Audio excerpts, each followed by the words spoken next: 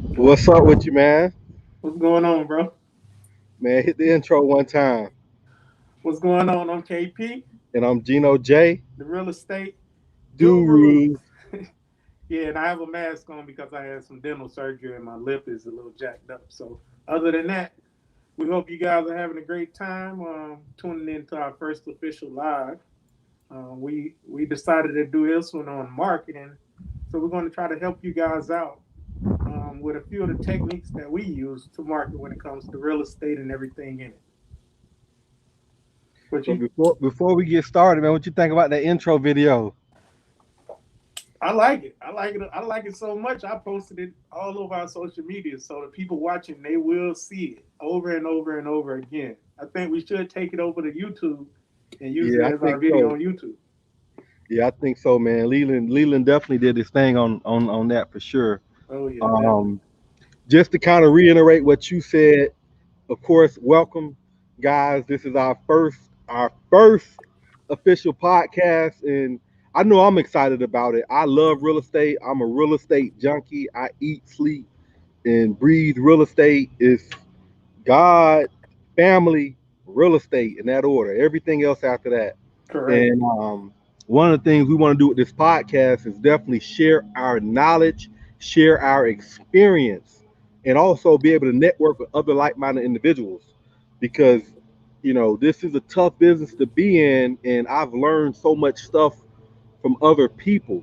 And I Mm. think it's important for us to share and give back because I know it's competitive, and a lot of times we're after some of the same deals. But as an investor, like I need that other person to win too. Like if you're renovating a property on my street or in that neighborhood, like you need to win so you can set the comp and not drive down the value. Like it's Right. been times where you renovate a property and you did a good job. Maybe the other one's not as good, and you wonder why it don't sell.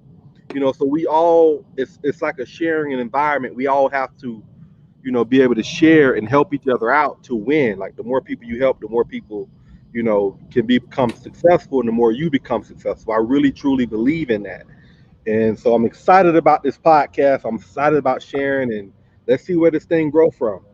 All right. Cool. Leaving. What's the first bullet point? So we got to jump right in it. All right. Is branding social media importance to create credibility? IG, Instagram, Facebook, etc. So with that, what do you think that hits on, Gino? Well, for one, when it comes to branding, social media, man, you way more social, and that's kind of your niche, Right, right. I just for I just sure, man. I just passed you the baton to get it right back. All right, social media has been very important since its debut back in the MySpace days. Like nowadays, marketing, if you aren't marketing anything on social media, then you're probably going to get left behind. Social media is the new Super Bowl commercials. Like you have to put out content consistently on social media in order for some type of feedback, whether it's positive or negative. People are going to talk, they're going to hate, they're going to do all this, but you just have to keep pumping out content. We have several talks with people when it comes to how did you guys grow to 12, 13,000 followers on YouTube in such little time. When we dropped like 100 videos in like 9 months.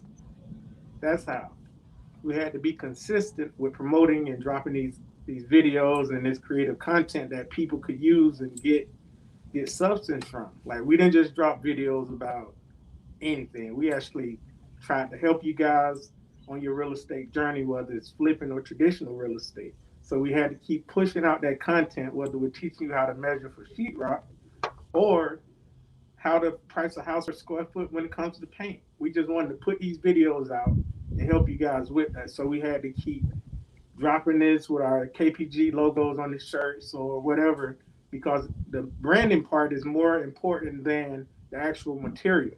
Because if you're putting material out, like I had this happen to me a couple times, people take pictures that Gino and I post and they put them out like they actually did the work on the houses, like they flipped the house or whatever. Like we get that often. I have friends in Central Florida that tell me, "Yo, do you know this person?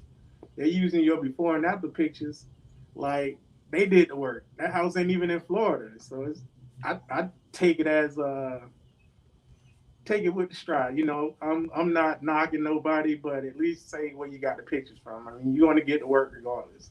But yeah, so we started branding our company with the KPG since we jumped out, and now a lot of people know us when we're in public. They approach me. I mean, the head scarf and dress, whatever. I'm easily the spot. They call me KP, and I already know where they know me from because they don't call me Kelley. So same thing with Gene. They call him Geno. He already know it's from social media.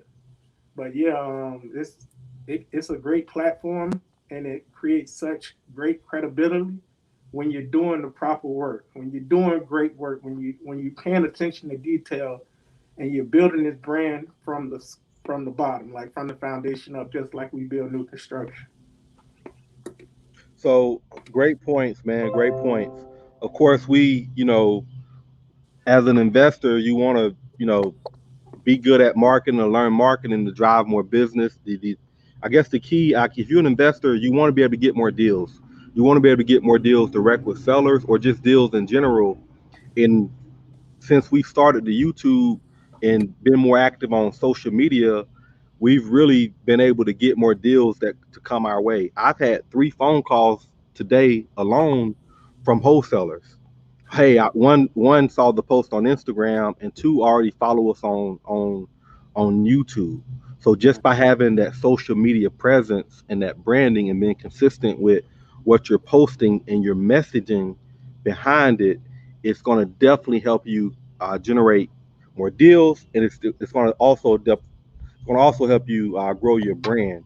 So definitely great points with the social media and the branding. All right, cool. Number two is website and SEO retargeting. We briefly had a conversation about that before we went live. I'll let you explain that to the people when we mean website SEO retargeting. Yeah.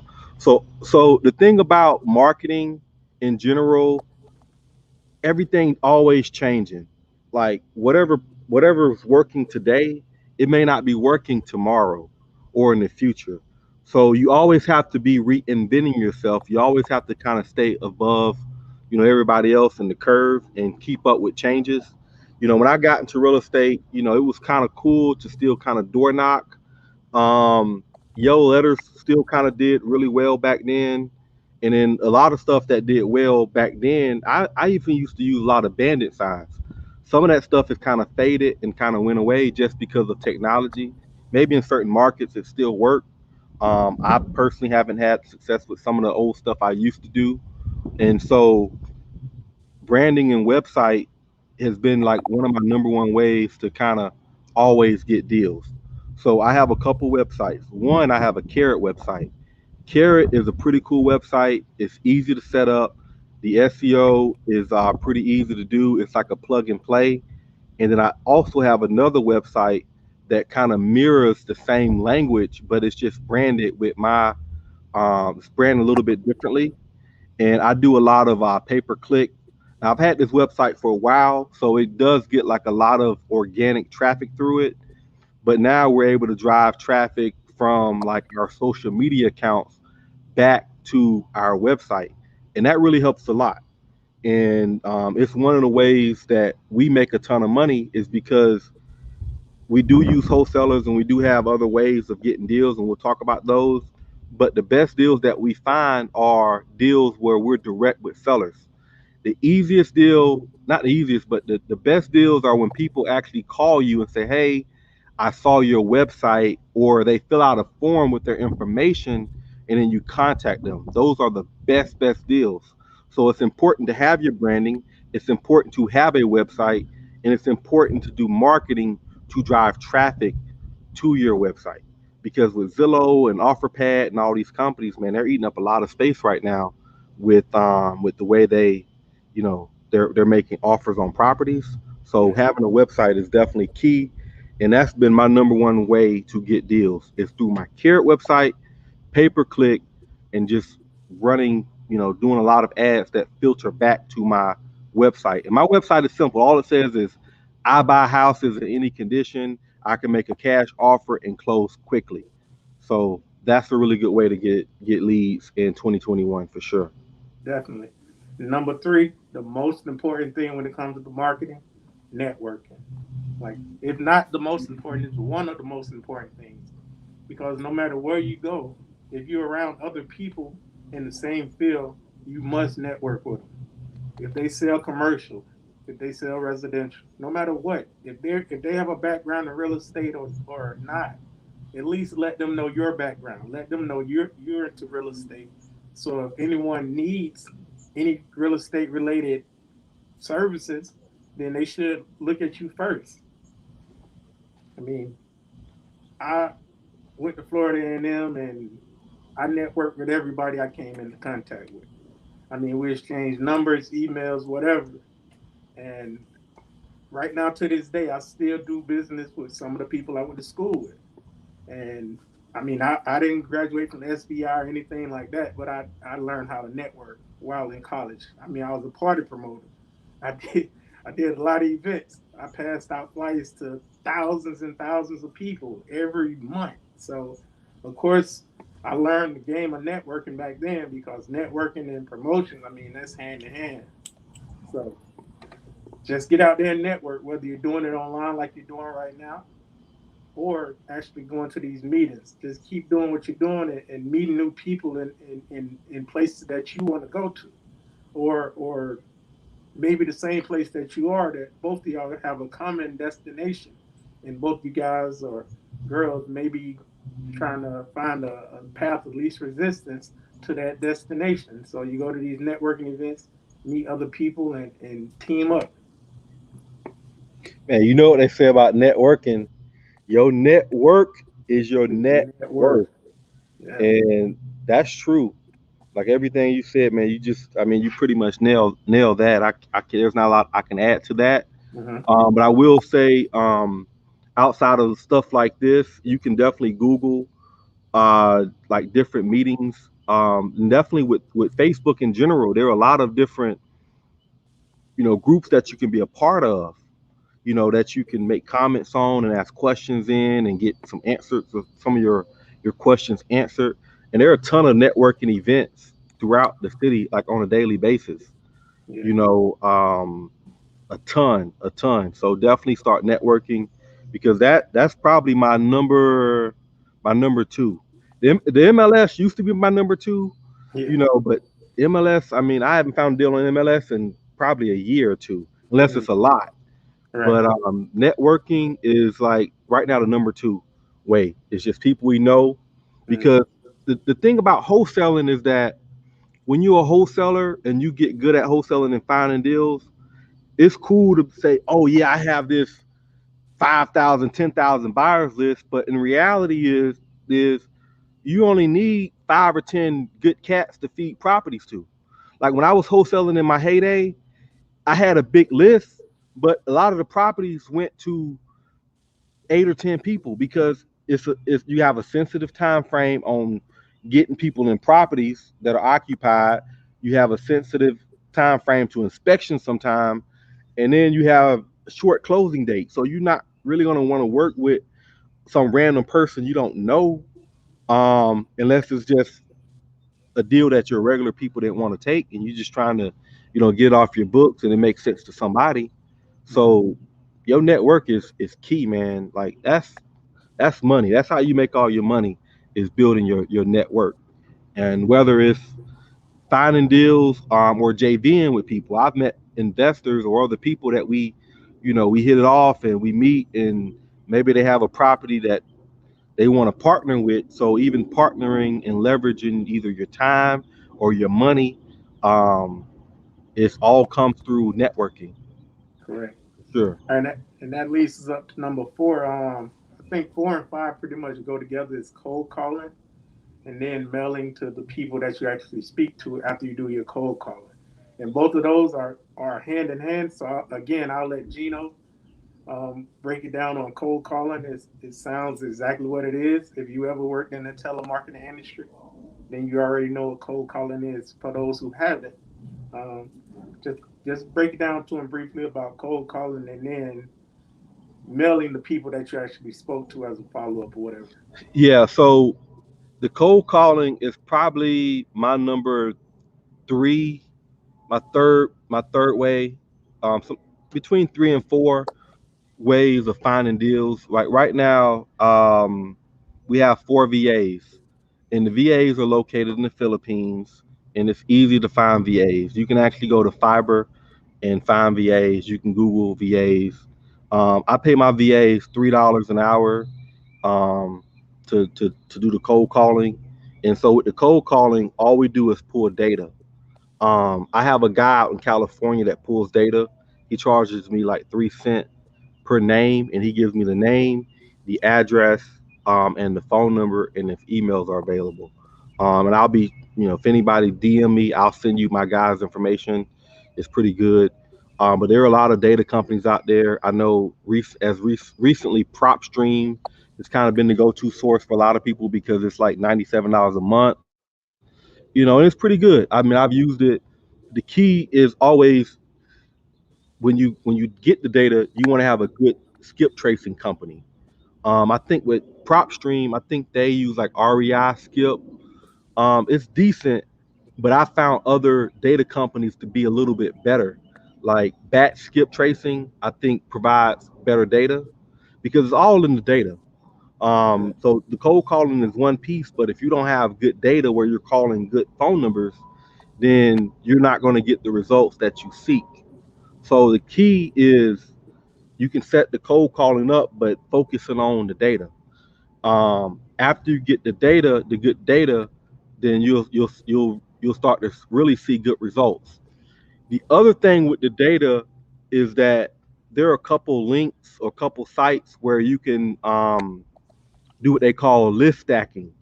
And so typically when there's a seller that's motivated, they need to have some type of reason to sell the property. Maybe they're going through divorce, maybe they're going through bankruptcy, maybe it's just a financial situation.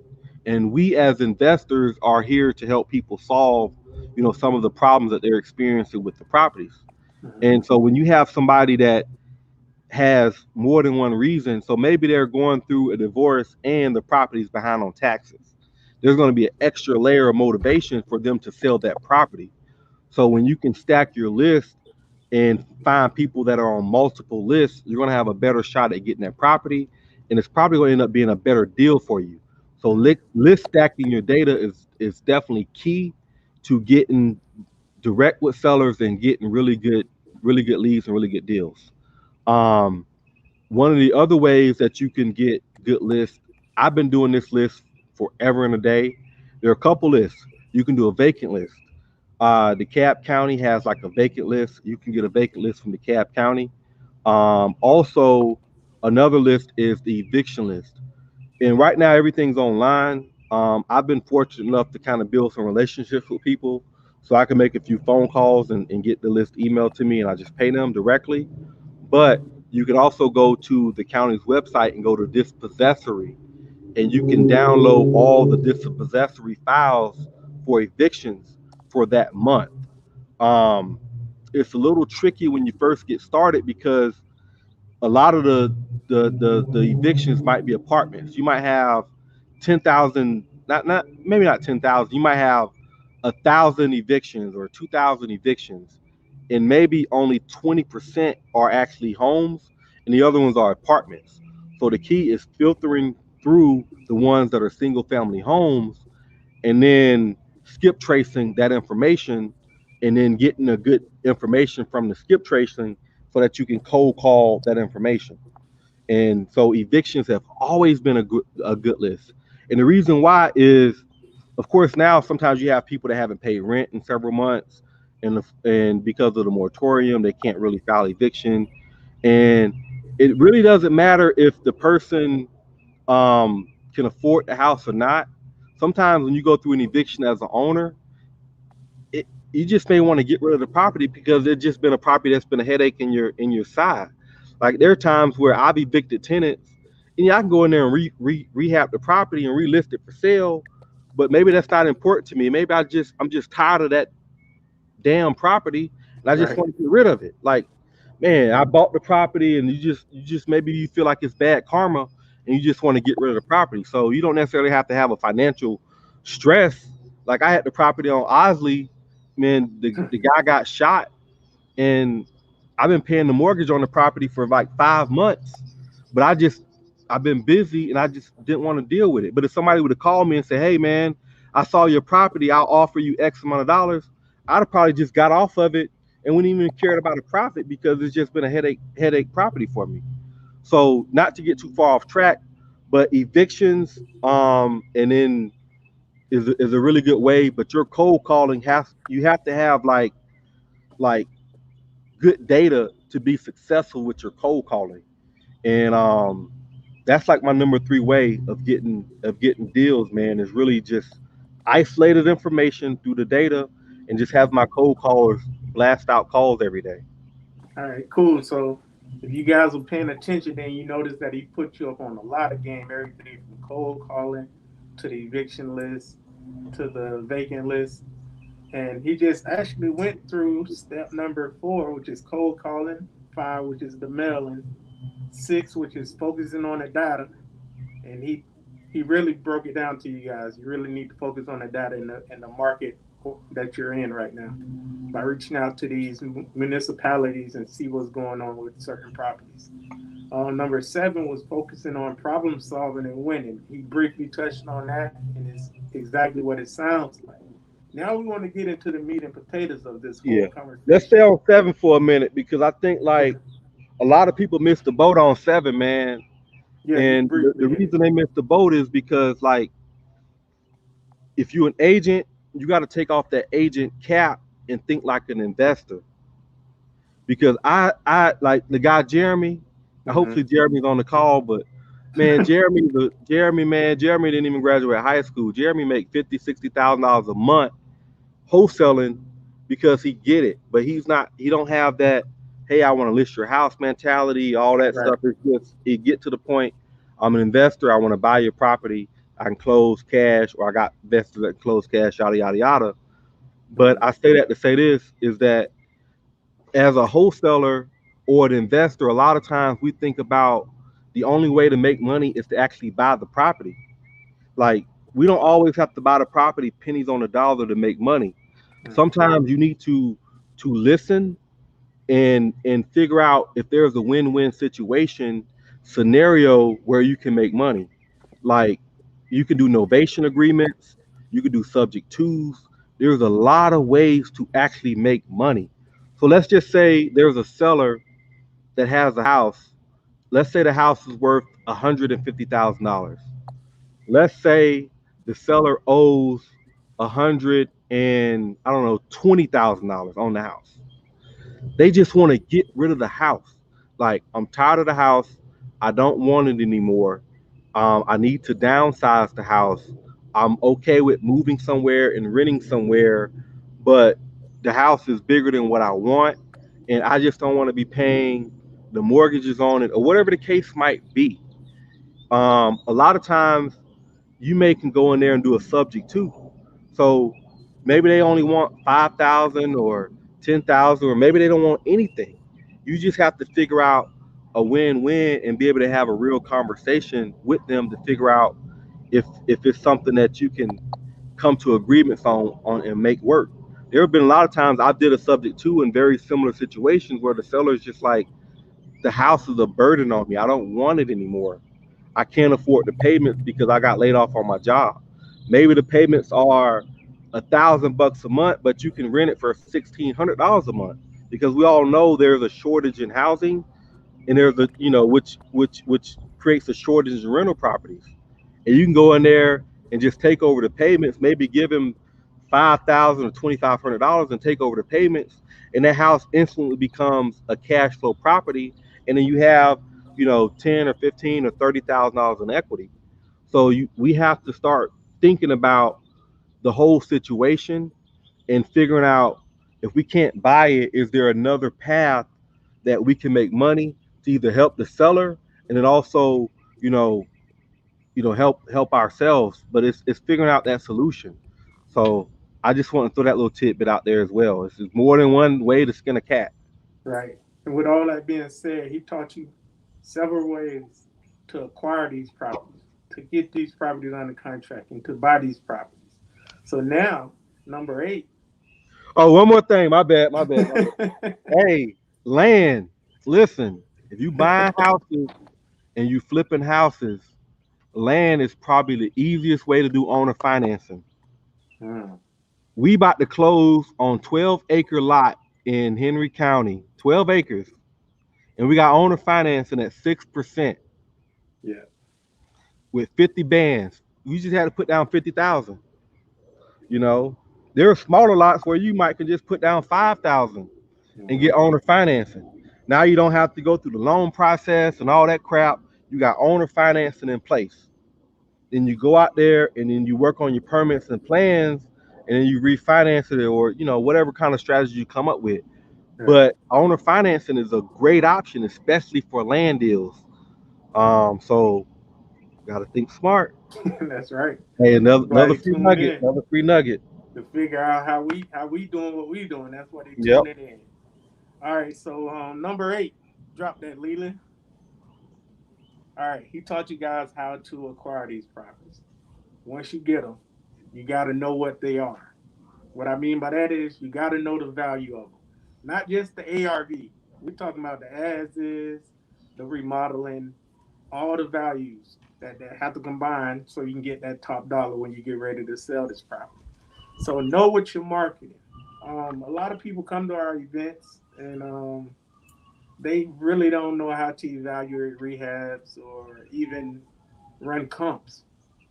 So without knowing any of that, then you pretty much just going to probably overpay for a property. You're going to underbid on the rehab amount, and then you don't know what you want to sell it for because you don't have any comps. You haven't ran any comps, so you got to know what you're marketing. Like Frank Lucas on American Gangster, he knew what he was marketing, and he branded it, Blue Magic. So he had his own stamp on it. Whenever you get a property under contract, that's your Blue Magic. You got to know everything about that to get the top dollar. So that's where we come into play. And we dropped this course, and now we're doing a weekly coaching to help other people like yourself. Like this video, this live video, is to get you guys excited about marketing your real estate careers. But what we do on our private FaceTime, private Zoom calls and coaching calls is a lot more detailed than what we're giving you guys right now. But just remember, you have to know what you're marketing, no matter what it is, because if you don't know what it is, then you're leaving money on the table, like for real. For sure. And you sum that up, man. Just know your market, your marketing. I guess one other thing I want to touch on and say is that right now with like OfferPad and Zillow and these companies, these hedge funds, they paying a pretty penny for a property. Yeah, So if you see a property for 200 on for Zillow and it's in pretty good shape, these hedge funds might pretty much pay pretty close to that. Because I see a lot of investors like, okay, the seller's asking 200. The property's only worth 210 or 215 fixed up. I have to offer them, you know, 70% of the fixed up value at 215, 220, minus the renovation costs. No, not if the property is built after 1978, it's a 3-2 and it's in certain areas. Sometimes they want 200. You might be able to give them 200 or 190 or 195 and be able to still sell it to the hedge funds for 5 or 10,000 or $15,000 more. right, So knowing your marketing and knowing your market is key to making money. There are a lot of ways to make money, and I see people pass up deals all the time because they don't know like what's available to them. right. So lock it up. I mean, if it's a newer property, man, the hedge funds they will pay. Man, they surprised me on some stuff. I had a house on 113 Timberwood in Stockbridge, and I got it for 160, and I'm thinking maybe 170. Man, they paid 220 for that house. Wow. So it was a win-win. The seller was happy, I was happy, but Mm-hmm. the comps really didn't suggest more than like 190, 200. So I was surprised that they paid 20, $30,000 over what the top of the value would have been, and it still needed like $20,000 worth of renovations. Mm, So wow. another pro tip. And Another pro tip. hey man, we giving away so many pro tips. Just giving it Like away. this free game, It's cool, man.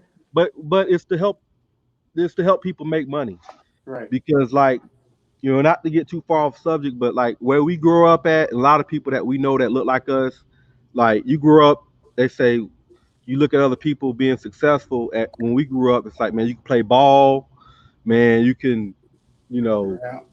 maybe be a rapper or something like that, but you didn't see people that look like us as real estate investors. So Mm-hmm. we want to give back to everybody, but we definitely want to give back to the culture because you can do the same thing that we doing. It don't take any special talent to do what we doing.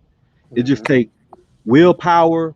It takes knowledge. It takes time and energy to put into your craft. But if you do it, you can do the same thing we doing. I mean, we not nothing special. We just like everybody else.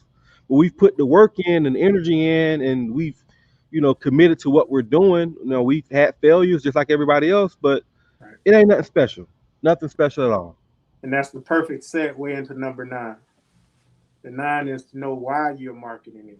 Meaning you got to know why you're doing whatever you're doing, especially when it comes to real estate. You can't do a house and be like, yo, I did it. I made my 10,000. I'm good. No, you're doing. If you're in this for the long haul, you're in this game to do it and to keep doing it and to build wealth. The end game is to build wealth to leave behind to your family or your kids. Like, so just remember why you're doing this. Know your why. Is once you figure that out, whether your why is yourself and seeing yourself financially free, you have to keep that in mind when you walk through these bad houses and dilapidated properties. Like every time Gino and I go to a house, Gene lives on a golf course. I live in a nice community myself. But when we go to these houses in these bad areas, none of that matters. Like we don't see that. We see we got to get through this property and bring it up so we can make money to keep living the type of lives that we live. So we're not discouraged by insects, rodents, hell, even dead bodies. We're going to take what it takes. I mean, we're going to do what it takes to get to the finish line. And the finish line in our eyes is selling that house and doing it all over again. So that's our why. Our why is we want to be financially free. We want to have our family and our kids well taken care of. We just want to provide a better future than what we were provided. I mean, we love our parents and everything that they did for us, but we want to take care of them now. We want to look out for our parents. We want to look out for our kids. So the weight is on our shoulders, and that's our why. That's why we don't mind getting dirty. We going into these hoods, these projects. We're gonna do whatever we got to do to get it done, and that's our why. So you need to figure out your why and figure out why you're marketing the properties that you have under contract or have remodeled or looking to remodel. So once you figure that out, man, can't go wrong. Yeah. Man, you remember when you first came up here and Yeah, Doc Brown was the office manager right. and we was in that front room at KW and we Uh, sat down and I was like, man, what is your why? You remember what you told me? nah, what I say? Man, you told me your why was to you take care of your mom and Mm-hmm. make sure your daughter was straight. And then you got a little teary eye Yeah, and I got a little teary eye. And I was like, man, we're gonna put together a plan to make everything that you want come to existence. And I right, said, my goal is to help you become successful because if I can help you become successful, it's going to make me that more successful myself. right. And we grew up together. We from the same block, and nothing would make me feel more better than to have my homeboy that I grew up with, achieving everything that he wanted to achieve. And it wasn't about me. It was just about what can I teach you and share with you to help you get to where you want to be so that you can achieve everything that you want, man. And that's why we're Yeah, doing this podcast. and that's perfect, bro. Like everything that you're saying is all big facts, man. I really appreciate you for it, and we're gonna keep doing it. So, Yep. Leland, what's that next one, man? Right. Perfect segue again. I'm gonna tell you why. when I first moved up here to work with Gene, he told me I need to learn these areas. If I learn the areas and learn it by zip code, since Atlanta is a very big area, the metro Atlanta area. If you learn it by zip codes, then you'll learn the actual values of these properties. So he had me niche down in order to blow up, if you follow me. I had to learn Decatur, not just the city. I'm talking about all 5, 6 zip codes because they're all different prices. And once I learned all those, I you could throw me a street and I'll tell you how much the value is. So, and another way to niche down to blow up when it comes to real estate is to focus on one thing. My one thing back then was learning these values in each one of these zip codes. If I focused on that, I wouldn't be overwhelmed by like, yo, it's a house in Atlanta. No, it's a house on this street, 303, 2 or whatever. And this is the zip code. This is the address. Now you figure the value out. But for you to niche it down to blow up, you need to focus on one or two things that you're very good at. And if you're not very good at them, you want to be very good at them. I mean, just like when we hire subs, they had to focus on one thing before we can fire them. We're not hiring a handyman that can do everything. We need to hire a painter to do paint. We need to hire a plumber to do plumbing. We need to hire a roofer to do roofs. And what those guys did is the same thing as at the bottom of your screen. They niched down to blow their businesses up. They focused on one thing. It's the reason that a brain surgeon makes more money than a doctor. Although a general doctor may know all about the body, the brain surgeon that focused on the brain, or the ear, nose, and throat doctor that focused on this area here, they make more money than a general doctor. I mean, because they focused on one thing and they perfected it. The doctor is like the handyman, the brain surgeon is like the sub. Yeah, you nailed it, man. I was when you was talking, I was thinking about when you said Decatur. You know, Mm-hmm. we had our phone call with Faye and Leland last night, Yeah. and they said, yeah, we found a property for like 160 Yeah. in in Decatur. The first thing that popped in my mind, I was like, man, they got to be either 3.5 or 3.4 Right. Wesley Chapel. And then when they Right. text you, because me and you never said which zip code, Mm-hmm. and then when they text and they put it in the group chat, I think you said I think you put it in there 3.4, 3.5 or whatever it was, Yeah. but Yeah. we On the was thinking call, the same thing. Like we already knew what zip code it was based on the based on the price point, price. Right. you know. And so Yeah. that's what it is. We had to learn small in order to retain all the knowledge that we get. It's like a book. You can learn. I mean, you can read an entire book, but you're only going to learn it page by page. You're not going to just here's a book. So that's like we learned Atlanta in this game page by page. And if you do that with everything that you're doing when it comes to real estate or anything in life, you're going to retain that knowledge better. Like you're just gonna do that. Um, Yeah, so we like you guys. I mean, we can't wait to get you guys in our coaching class so you can actually ask us some questions because we love feedback, man. I mean, right now we're just going over the bullets that Geno and I came up with, but I'm sure you guys have several questions right now that you're pondering. Just jot those questions down and hit the link in our social media and sign up for the coaching. I mean, with that, then we'll be able to answer these questions, bring you in on a call just like this, and along with others, and we can help you grow faster to get to your destination. Um, Number 11, you got to get creative when it comes to this marketing. This whole live session was about marketing, and we talked a lot about traditional real estate, wholesaling, flipping. We talked a lot about all of that. But you have to get creative when it comes to marketing the product that you're going to put out. Um, what I mean, QR codes is like Gino and I have business cards that we pass out. I mean, we don't pass out cards no more. We have people scan our card or tap our card. Even I have a QR code on my screen. Oh, on my screen. So if you're around me and you want to share I want to share my contact with you. I just tell you take a picture of that. So that's why I have QR codes on the screen. But we're talking about getting creative, not just with marketing. We're talking about getting creative with your remodel, with your flip, with everything that you do because that's marketing. Think about it like this. Your house is a party.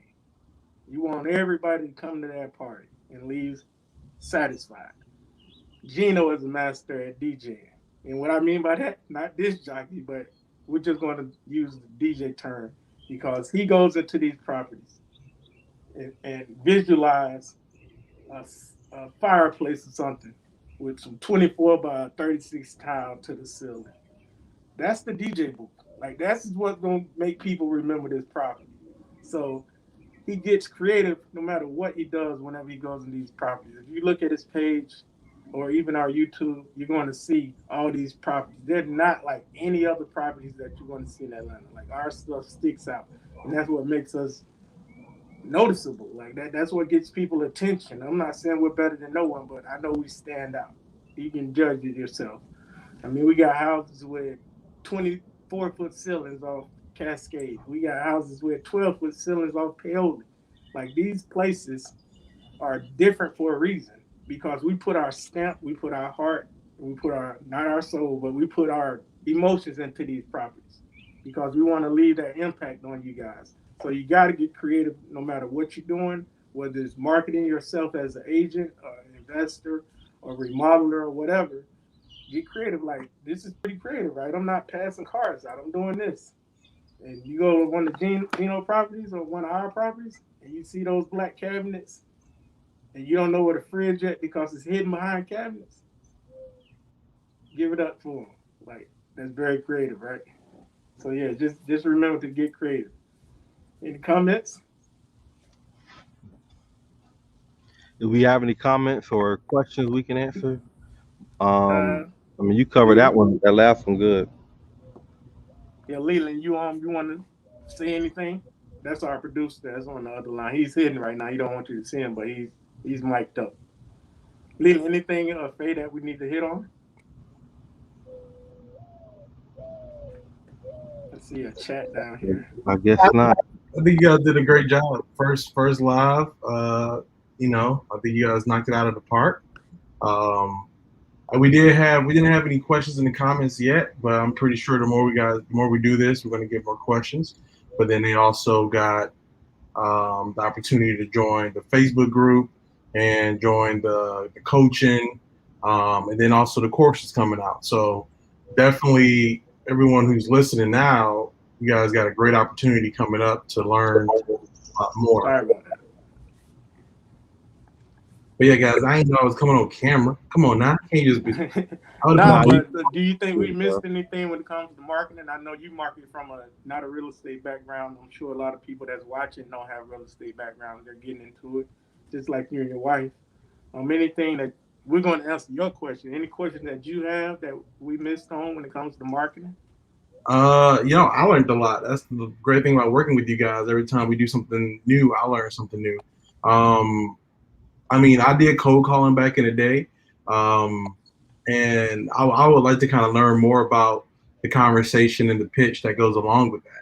That would probably be like my next follow up because that's a skill that I have. So my next follow up would be, well, what's the conversation like, and how do you prospect properly with that kind of way of marketing? Yeah, I think a lot of people overthink it. Like with our cold callers, they're just pretty straight to the point. Hi Leland, my name is Gene with Brightstone Homes, and we're calling you because we're investors and we properties in your area. Purpose of our call today was to see if you were interested in selling or anybody else interested in selling, and you just wait for them to have a response. Well, no, they hang up, whatever the case might be. Well, yeah, I thought about it, or it depends on what you're going to offer me. Um, and then that just leads you to your next question. Well, great. Well, what we can do is set up one of our agents to call you back to answer a few questions, and so we can determine an offer. And then one of our sales reps will call the person back and then try to get just some generic questions. Um, how long have they owned the home? Is it vacant or is it rented? Um, any major repairs, any upgrades they've made, just having a general conversation. Once you break that ice with people and you can just have a general conversation, a lot of times they'll start volunteering information to you. Hmm. You like so you've been on cold calls, Leland. You ever call somebody and then you ask them a few questions? Now you broke the ice. They done told you everything, probably even more information that you even wanted to know about. Yep. So it's the same thing. And Got then it's about setting that appointment, going and see the property, and then making a real assessment on what the value is, figuring out their true motivation so you can make an offer on the property, whether it's a cash offer, whether it's an ovation offer, whether it's a subject to offer, whether whatever it is. I mean, I've even made offers where, listen, you got equity, you need repairs, let's joint venture. I've joint ventures with owners. Like, listen, this is a rental property. Let me put 20,000. I know you want. I know you want 100 for the property. Let me put 20,000 in it. We'll do a JV on it. I'll do a second lien for the 20,000 I put into it. And then what we'll do is instead of me giving you 100, I give you 120. But Hmm. I'm gonna make 40 off of it. So you got to get creative. Okay, well you're gonna give me 120. I don't care about the. I'm giving them $20,000 more than they asked for it. Yeah. But I see the value in me JVing with them, and I can help them, and I can help myself at the same time. It's a win-win. So, So so real that's quick, what it comes down to. because we had agreed to only do 45 minutes. We're a couple of minutes over, but we do got some questions coming in through the chat. Did you guys want to take like 5 minutes to answer a few questions? Sure. Okay, so we got two questions from Stephanie Bird and Jules Romero. Um, is driving for dollars still effective? Stephanie said, "What about driving for dollars? Is that an effective strategy to find deals?" Yes, it is. I know they got deal machine, which is pretty cool. You can still do it the old-fashioned way, but driving for dollars is still pretty effective way. Um, when I think driving for dollars, like I have to outsource that. I to be honest, I haven't done it, but I do know other wholesalers that send me deals that actually drive for dollars.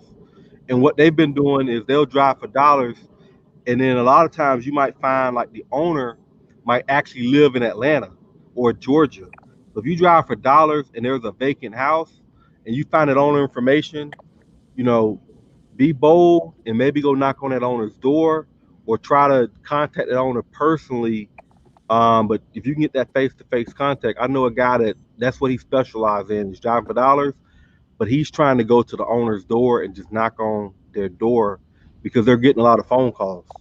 So Hmm, it works, but it's what it is. It's driving for dollars, and it's a numbers game. cool. We have another question from another Stephanie. When you are flipping houses, how do you know what type of paperwork to get from the city? I came with experience. Typically, when you're remodeling a house or flipping, then you want to pull permits. And when you go to the city, they're going to have a list, a checkoff list, everything that you need to pull based on the scope of work that you provided. Some municipalities are different. Like you may need a site plan in the city of Atlanta if you change your windows. So that's another form. And if you're in a rural area, you may not need that. So it all depends on the area you're in. Just make sure when you get ready to flip that property, you go to the city hall or the municipality that you use to pull permits, and they will give you that checklist. Like East Point has a, they don't even have a checklist. They have a library of documents that you need to fill out. So every area is different. Just go to your city. Is there certain areas that's a little bit more difficult than others? Oh yeah, and in Metro Atlanta, I mean, every area is totally different. Like you may sweep through something in Clayton County and DeKalb, you may be hung up. In Atlanta, you may be hung up even longer. In East Point, you may be hung up even longer. I mean, it's just so many different documents based on what the town requires because Gene came to learn the hard way when it comes to building in Hateville, which is a small city now, that they want you to replace the windows. If you're doing a new build, you got to put wooden windows in. Like City of Atlanta, I'm talking about like 1 minute away, and they don't require that. So you just have to go into each city to figure out what they require. So I'm not going to say one area is more difficult than the other. I'm just going to say when you, based on the scope of work, it may be more things that you need to do according to what they're allowing in that area. It may be a historical area. They may not allow your renderings of a contemporary home or stuff like that. So you just have to figure it out based on the area that you're in. Man, I'll say it. The cab is a nightmare. City of Atlanta is hell. East Point is the devil. East Point, hey, if you get a permit now, Oh man, in East Point, it might be 5 years. man. See, Atlanta, you go to Atlanta before COVID, they'll give you a clipboard with like 4 pages. But you go to East Point, you gonna Man, get 4 clipboards. man, Stacked up, man. You have carpal I pulled tunnel a before you permit. can I leave pulled a permit in East Point. My daughter was in the 8th grade. When I got the permit, she had graduated college. there. Hey, East Point is hell. That's real. All right, we got another question. Is it necessary to have a real estate license to be a successful investor? Not at all. Gino and I always recommend people get that license to get familiar with the terminology and the laws in that area. But no way, you do not need a license to be a successful investor. Hell, most of our investors don't have one, like at all. Gino has one, I have one, but a lot of people we work with never even thought about getting a license. They just wanted to get into real estate on the investing side. So no, you don't need a license. But it does help your learning curve. It does help you expand your network because you're around agents and brokers.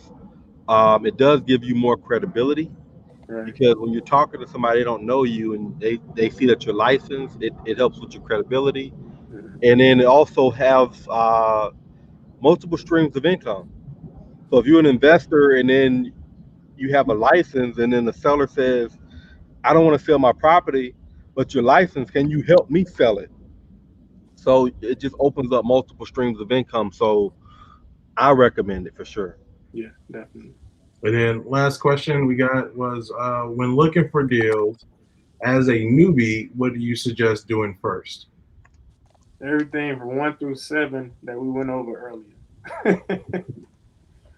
First thing you gotta do is learn the area that you're flipping in. I mean that you want to wholesale in, and then once you learn that area, start going to those neighborhoods like Gino just said, driving for dollars, looking at vacants, looking up the vacant sheet, looking up the eviction list. Just starting these areas street by street, and that'll help you get a bigger idea on what's going on in that neighborhood, what's turning over. You may see some dumpsters on the street. That means someone is remodeling that house. You may see some furniture on the corner. That means they just got evicted. So you just got to put your boots on the ground and hit these areas street by street. Okay. Yep. And just to kind of piggyback off what he said, you can use just a common sense approach because when you drive through Atlanta and Decatur, I guarantee you every street, every other street is going to have a renovation on it. So if you see a pretty house that look like it's been renovated, see what it's listed for or see what it's sold for, like as a renovation. And you might see a couple sales within the past year or two. So if you see a sale for 350 this year, but then you see it sold for 150 last year, then that gives you an indication of what that investor purchased that house for. And then just reverse engineer everything. And then if you start to see common denominators where last year people was paying 150 for houses in a certain square footage and they needed renovation, but you saw that they sold in the mid threes, then it's just 1 plus 1 equals 2. So like KP said, draw the areas, but you can also start reverse engineering the numbers backwards. Mhm. All right, so I'm going to jump back off. Let you guys do your closing. One last question just popped in. Do you use spreadsheets for calculating deals, or Yes. online calculators, platforms like Bigger Pockets? Now we use our own scopes. We pretty much know our areas, so and we have our own formulas. So we use our own numbers. Yeah, so we thank everybody for tuning in, listening, or watching, whether it's the podcast or YouTube. And make sure you follow us on all our social media platforms, KP_Geno J, Flip Atlanta on Instagram and Facebook. And you're watching right now on our YouTube. Remember to comment under this video. We're going to try to answer the questions that you leave. Again, thank you very much. Make sure you go to our social media. We're going to be dropping our coaching information this week. So you guys can jump on the call with us next week or the week after, whenever you want to get started. We're going to be doing weekly calls every Wednesday, Zoom calls, and just pump you guys full of knowledge. And we're going to drop that evaluation course. It's almost done getting edited right now. So, again, thank you guys. Any words? Man, you summed it up, man. Appreciate everybody for the support. Any questions, y'all send questions and comments through our Instagram and YouTube. We pride ourselves in trying to ask or answer all questions. And then give us some suggested videos that you guys should make. So if there's something that you want to learn about, just say, hey, I want to learn more about this, and we'll try to do a video on it. Correct. Again, guys, thank you again. I'm KP, I'm Geno J. real estate gurus. See Gurus. you on the next.